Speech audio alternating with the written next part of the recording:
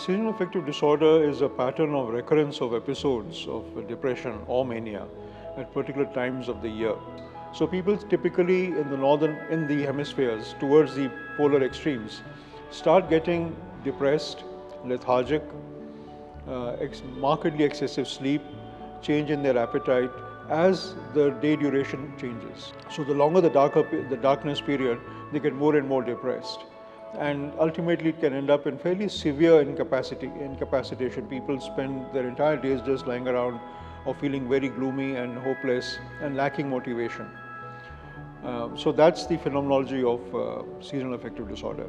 The body itself that we have, and all animals, including human beings, is tied into the circadian rhythm. So we sleep, wake every 24 hours. There are menstrual periods which occur every 28 days, and there are seasons which occur. So our whole body and our whole biology of all life forms is geared to the seasonal cycles, the monthly cycles and the daily cycles, and actually, surprisingly, hourly cycles. The assumption is that with bipolar disorder, sleep cycles, appetite cycles and hormone cycles get out of sync with each other. And for some reason that we don't understand, the master oscillators in the brain are not able to keep track of all these different oscillatory cycles, and they become disjunctional, and that results in depression. Now obviously the only cue, environmental cue, which triggers all this is environmental sunshine. So the greater the amount of sunshine or the way it occurs, that is what is the cue to the brain to change the hormone cycle from one to the other. And some people develop susceptibility to this, and their lives become very prone to these variations in sunlight. Depending on your distance from the equator, you can have different kinds of disorder. So in India, for example, in India, Israel, South America, let's say between the two tropics of Cancer and Capricorn, manic episodes occur more often in bipolar disease than depression. And as you go northwards, depression episodes start becoming more common than manic episodes, because those areas have much fewer sunshine hours than between the two tropics. So it's much like we see with other mammals. The bears of Karnataka are genomically not very different from polar bears. Polar bears hibernate, our bears don't. So the hibernation cycles of the bears or various other mammals that we know have been influenced by the environment. And there is some suggestion that the genes that regulate that hibernation behavior are somewhat similar to what happens with seasonal mood disorders. Just like those animals have to eat a lot, build up their fat reserve, and become absolutely immobile for days and hours on end, depression in humans also mimics that. They tend to eat a lot, just lie in bed, and their metabolism actually slows down a lot. Now the issue that comes up in tropics is, in our setting, is that we don't have such extremes of temperature. But even then, one of my most memorable patients is one who would get an episode which he qualified very colorfully. His episode starts when the mango starts blooming and gets over when the mango gets ripe. So in those several months, from April to June, he would have an episode of the last 10 years. So sometimes it can be so finely tuned to environmental cues, and the only thing that seems to matter is sunshine.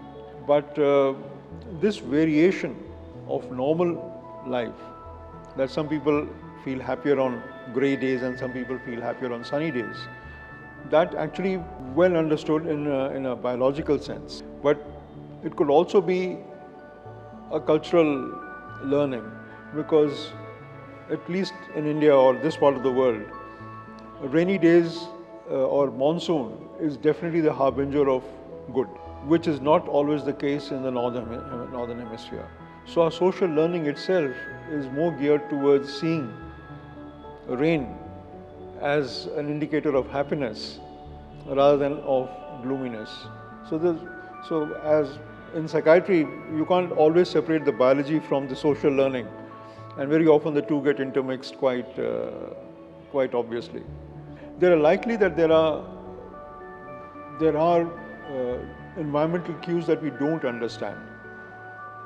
Sleep deprivation, knocking out the sleep rhythm, or by exposing animals to constant sunlight, is the fastest way to produce mania-like symptoms. So we do know that the sunshine plays a very, very important role in regulating behavior. How exactly it does that, we don't really know. Within seasonal mood disorders, the typical symptoms seem to be a sense of lethargy, a change in appetite, a kind of carbohydrate craving, lassitude, and hypersomnia. They actually spend a lot of time just sleeping. So these are the major symptoms that occur. But it's basically, in terms of subjective symptoms, it's mainly woolly thinking, retarded thinking, feeling as if the brain is all fogged up and they're not as active as they would like to be. We were talking about the treatment of, so if people have had multiple episodes of seasonal mood disorder or at least one episode of hypomania or mania, then they would benefit from mood stabilizers. For a specific syndrome of seasonal mood disorders, people do suggest in the West, where the long winter nights are a problem, artificial sunlight. So one of the recommendations for treatment of depression is not to allow the person to be in a darkened room. Expose yourself to sunshine. Try to get the early morning sunshine.